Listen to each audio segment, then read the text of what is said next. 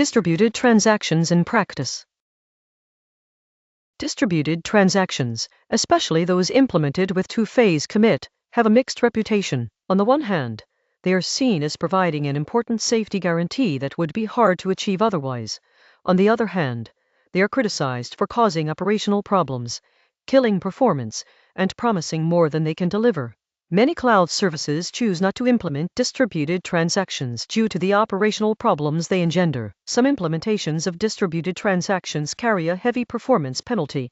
For example, distributed transactions in MySQL are reported to be over 10 times slower than single-node transactions, so it is not surprising when people advise against using them. Much of the performance cost inherent in two-phase commit is due to the additional disk forcing F-sync that is required for crash recovery and the additional network round trips. However, rather than dismissing distributed transactions outright, we should examine them in some more detail because there are important lessons to be learned from them. To begin, we should be precise about what we mean by distributed transactions. Two quite different types of distributed transactions are often conflated. Database internal distributed transactions. Some distributed databases, i.e. databases that use replication and partitioning in their standard configuration, support internal transactions among the nodes of the database. For example, VaultDB and MySQL clusters and DB storage engine have such internal transaction support. In this case, all the nodes participating in the transaction are running the same database software. Heterogeneous distributed transactions. In a heterogeneous transaction,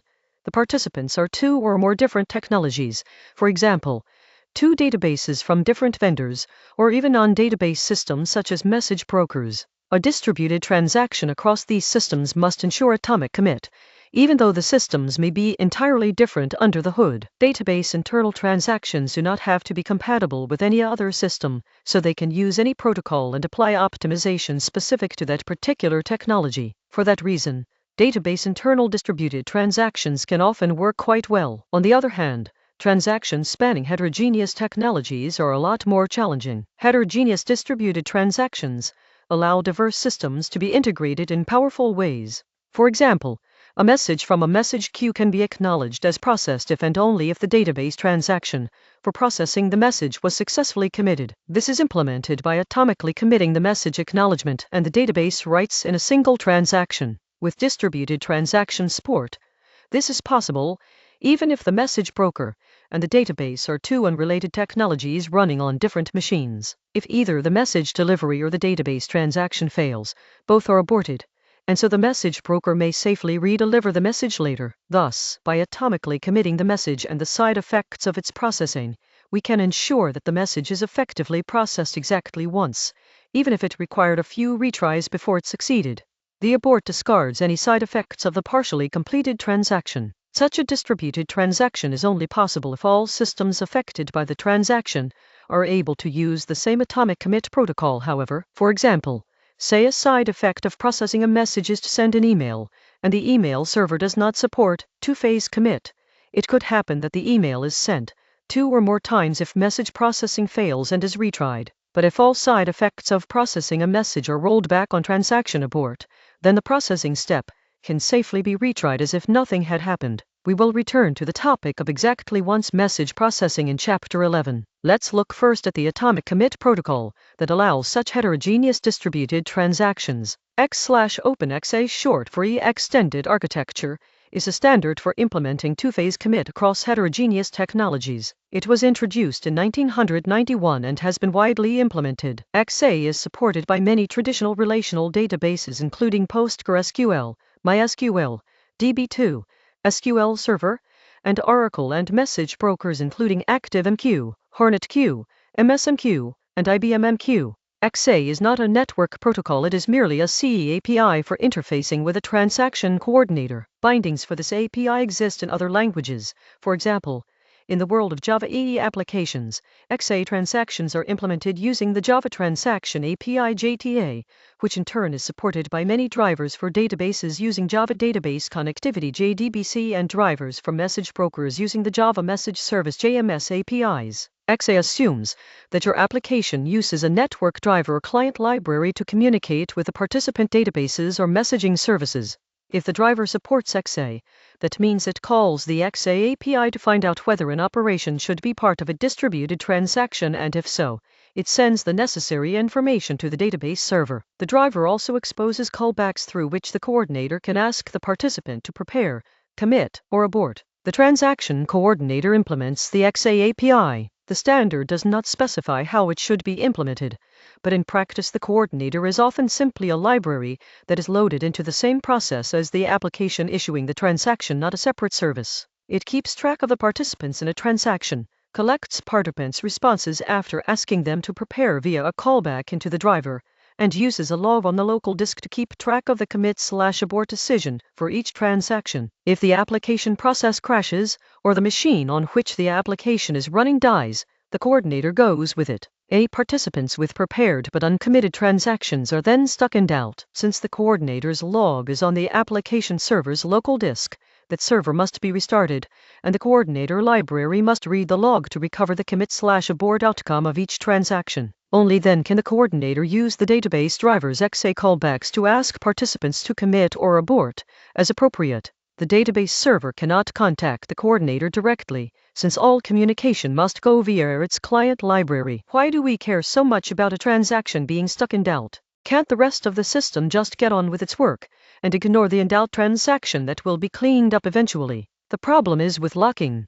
As discussed in Read Committed on page 234, database transactions usually take a row-level exclusive lock on any rows they modify, to prevent dirty writes. In addition, if you want serializable isolation, a database using two-phase locking would also have to take a shared lock on any rows read by the transaction. See two-phase locking 2PL on page 257. The database cannot release those locks until the transaction commits or aborts, illustrated as a shaded area in Figure 9-9. Therefore, when using two-phase commit, a transaction must hold on to the locks throughout the time it is in doubt.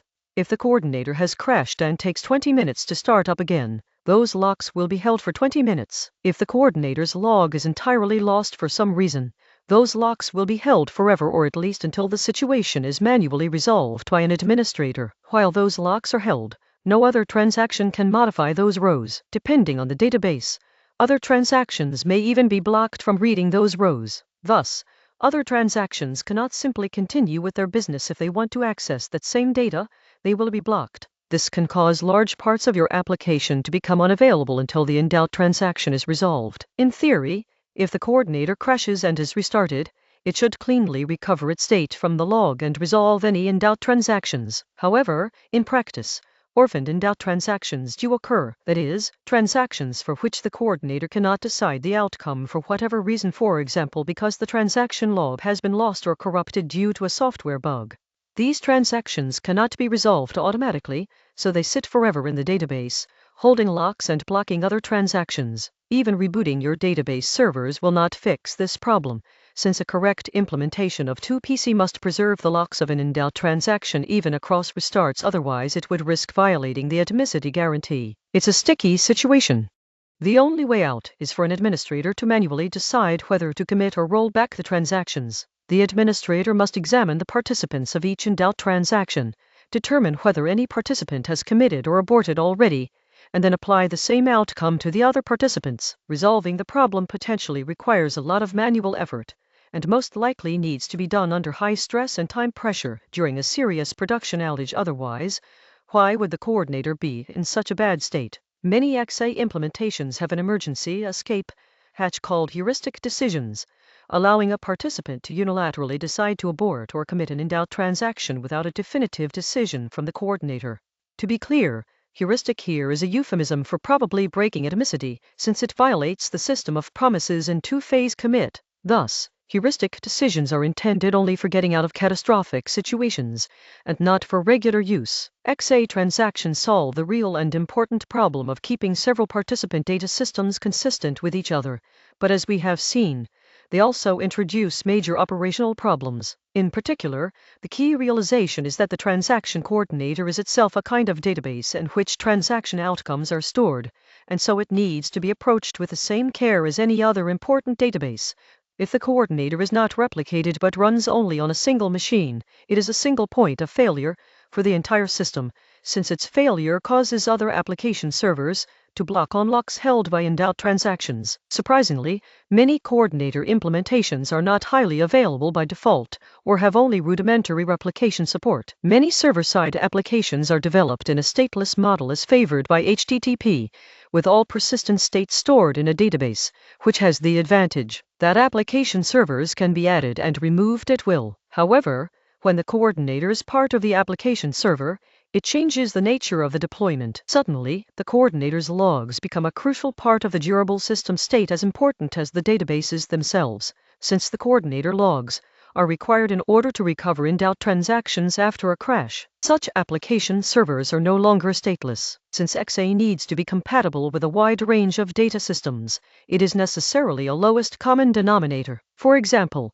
it cannot detect deadlocks across different systems, since that would require a standardized protocol for systems to exchange information on the locks that each transaction is waiting for, and it does not work with SSIC serializable snapshot isolation SSI on page 261, since that would require a protocol for identifying conflicts across different systems. For database internal distributed transactions, not XA, the limitations are not so great. For example, a distributed version of SSI is possible. However, there remains the problem that for 2PC to successfully commit a transaction, all participants must respond. Consequently, if any part of the system is broken, the transaction also fails. Distributed transactions thus have a tendency of amplifying failures, which runs counter to our goal of building fault-tolerant systems. Do these facts mean we should give up all hope of keeping several systems consistent with each other? Not quite. There are alternative methods that allow us to achieve the same thing without the pain of heterogeneous distributed transactions. We will return to these in chapters 11 and 12.